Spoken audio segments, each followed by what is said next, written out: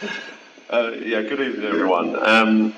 So I guess the content of my talk really is quite different because I've not experienced hate in the way that most of the other speakers have.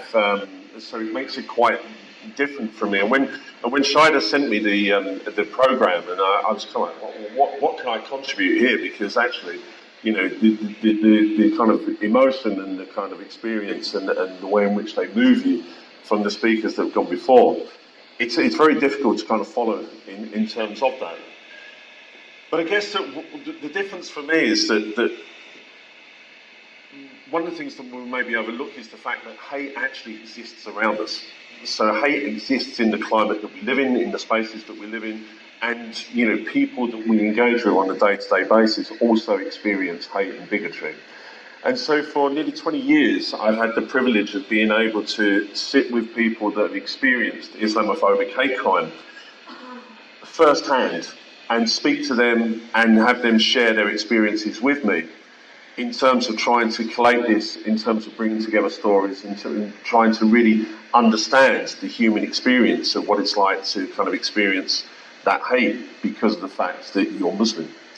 And I guess that one of the big challenges for me is as an academic, as a researcher, is that what do you do with that? Because actually sometimes it's very easy to be able to parachute in and kind of do this nice research and then kind of like parachute back out and not actually bring about any change. And one of the big things for me has been this idea that actually I have a responsibility. I have a responsibility as an academic. I have a social responsibility to actually try and bring about change. And so over those 15, 20 years that I've been doing this, I've worked with communities, I've worked with organisations, I've worked with institutions, government at both national and local level, to try and bring about change, to try and raise and advocate and use the kind of platform that I have that those victims themselves don't have, and being able to kind of convey the kind of emotion and the way that hate impacts upon the people's everyday lives and their everyday experience, to try and bring about some sort of positive change so we become much more cohesive, we become much more kind of like, we just get along,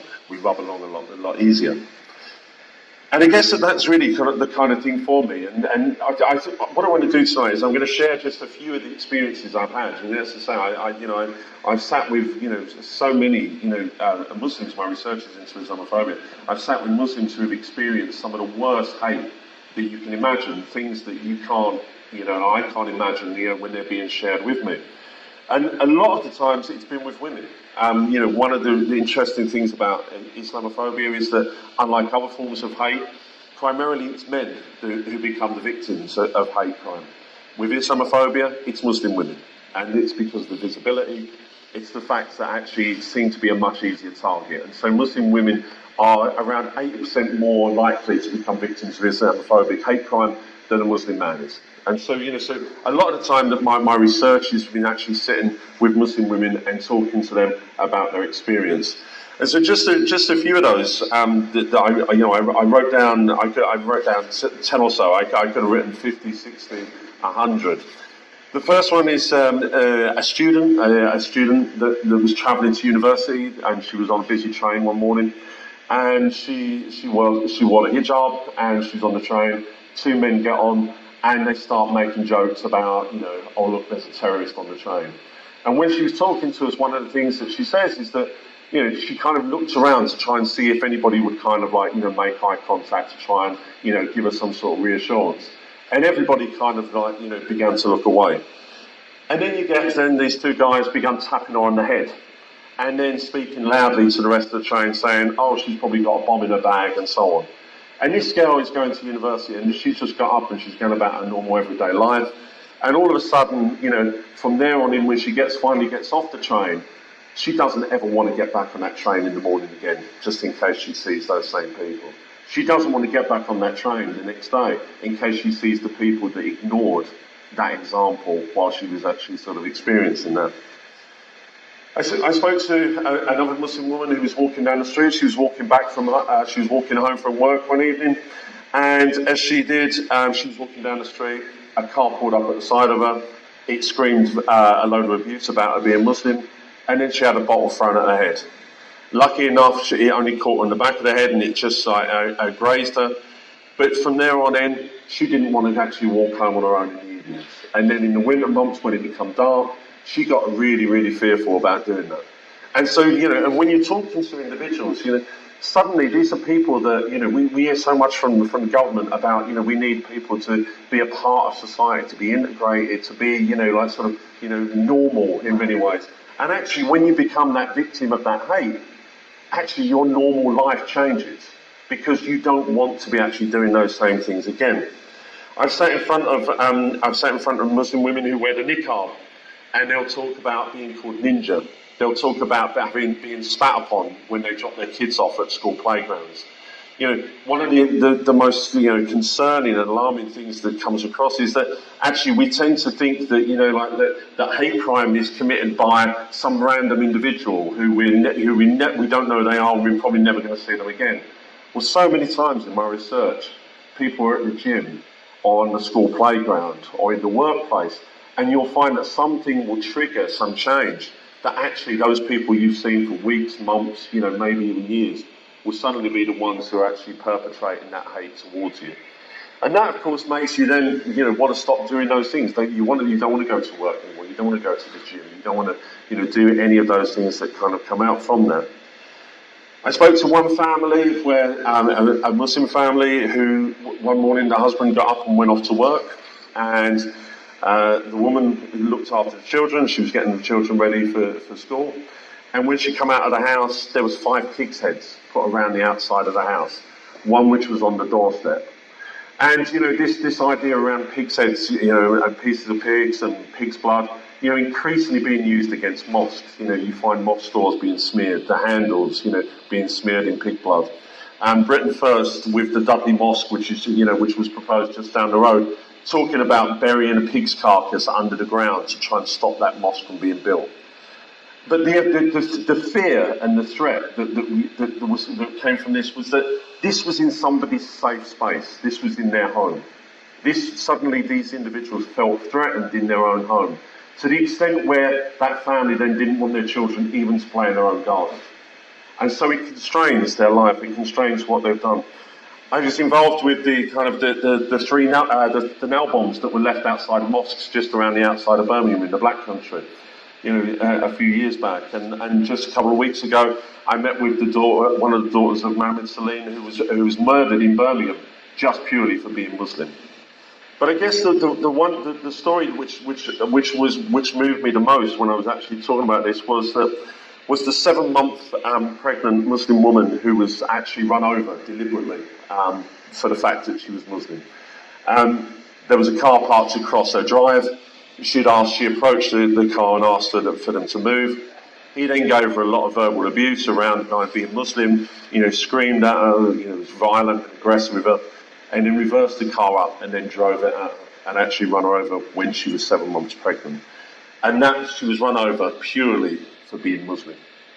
And so why are these stories important? Well, the stories are important. Why is the research that we do, why is that important? Well, because those stories are words, and words start this process. If you look at genocide, if you look at murder, if you look at violence, at the start of that process are the words.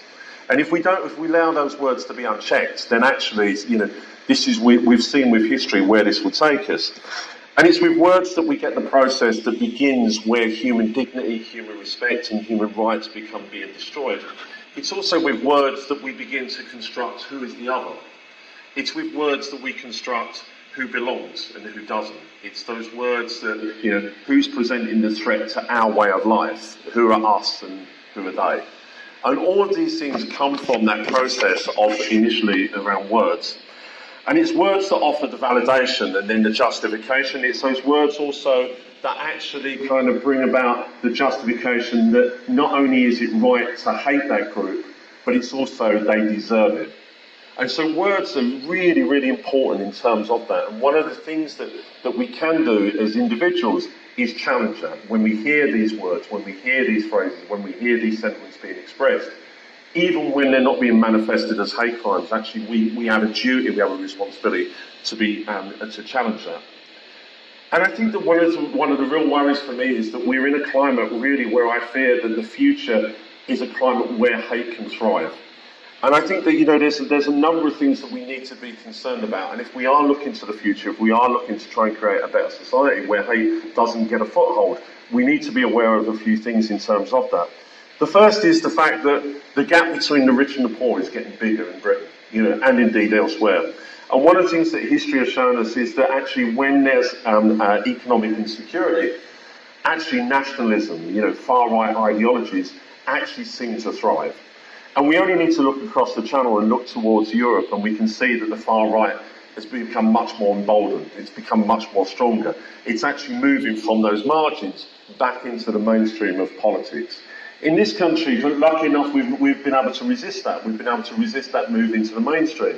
But let's not forget, in the last 10 years, we've had a number of organisations who will march on the streets, will demonstrate on the streets, will invade mosques, will confront, community leaders, will actually try to, come to Birmingham and do a demonstration to try and, kind of exploit the divides that occur and the kind of tensions and the kind of, the anxieties that occur after Manchester. When extremists are setting off bombs or blowing themselves up in Manchester, the extremists from the far right want to try and exploit that as well. And one of the things that we have to be aware of is that extremism feeds off extremism. The extremists love each other. Without those two opposing sides, actually, they can very rarely exist on their own. And so we need to be aware of that. We need to also stand against all forms of extremism. And, in a couple of months' time, I think it's just over a month's time in Birmingham, we have a group called the Football Lads Alliance. The evidence, the research that's been done into these, they are a far-right organisation. They may be talking about opposing extremism, but the activists, those who are actually still in the shadows, are the same people that are involved with Britain First, with the British National Party, with the English Defence League. Yes, let's stand against extremism, but let's not allow that to be used by those on the far right who actually want to kind of, disseminate hate in its widest and most virulent forms.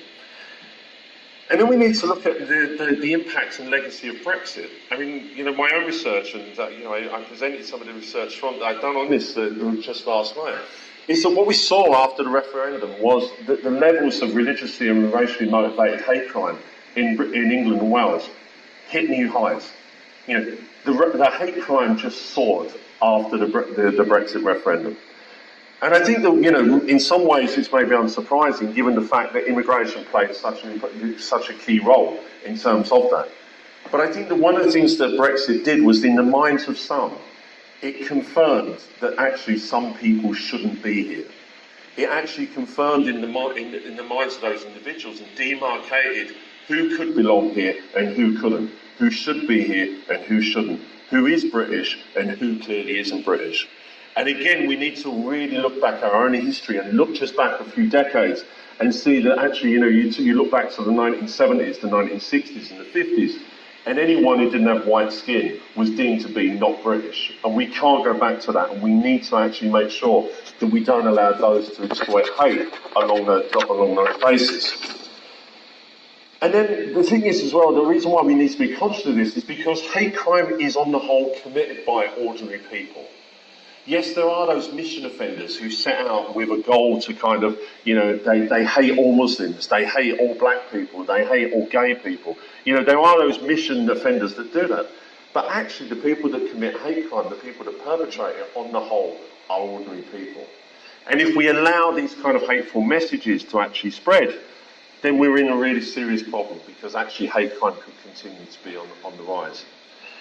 And I want to just end by returning back to words and kind of going back to a kind of academic concept that we talk about, but one that's very, that's actually, when you say it, it's very easy to understand and people get it. And if we think about the words of Donald Trump, the words of the President of the United States of America, and his kind of ongoing desire to demonise Muslims, to demonise Mexicans, to demonise basically anybody he doesn't like. And this is really problematic, because actually when somebody has that platform, when someone has that power, that influence, by voicing those things, you're giving permission to others to hate as well. And we have this concept that we talk about, permission to hate, and it's a really dangerous thing. And it's such a thing, it's so important that those of us who have a platform, those of us who, can influence the political stage, those of us who can influence political thinking and discourse, actually speak up out about this, because actually when you have a politician or when you have a president or you have a prime minister who's actually kind of espousing this stuff, how can you stop then someone in the street saying, well, you know, I can hate Muslims because my president tells me. I can hate Mexicans because my president tells me. I think Muslims are second-class citizens because my president tells me. And it becomes very difficult in terms, you know, of being able to then overcome that. So what defence do we have in terms of that? Well, the defence we have is that we stand together. The defence that we have is that we question, we challenge, and that we speak up. And as an academic, you know, over the past 20 years, you know, I've not been afraid to put my head above the parapet and talk up on these issues, to talk about Islamophobia, to talk about Islamophobia when it wasn't fashionable, and to talk about it at times when it's extremely sensitive as well. But actually, we need to do that. Yes, we are seeing terrorism. Yes, we are seeing extremism. But actually, when people are using that to justify, you know, hatred against innocent people, we need to speak up about that as well. And so let's use this objectively and balanced. Also as well, whilst my research looks at Islamophobia, there's no hierarchies. You know, all forms of hate, you know, are as equally unwanted and, and unwarranted in society. It doesn't matter whether it's anti-Semitism, it's homophobia, it's Islamophobia, it's racism, disablism, sexism. We can go on where we want with that. We have to stand up and challenge and speak out against all of those forms of hate. We can't just be selective, because actually those people that will perpetrate this will use that to divide us as well, to still pit one against the other. And that's where we need to do. We need to overcome our differences and our disagreements. We need to actually sort of remember what it is that brings us together. And also remember what it is that we know what's right. And the thing that we know what's right is the non-negotiable need for respect, for tolerance and for dignity. And actually that's for both today, but also for the future as well. Thanks very much.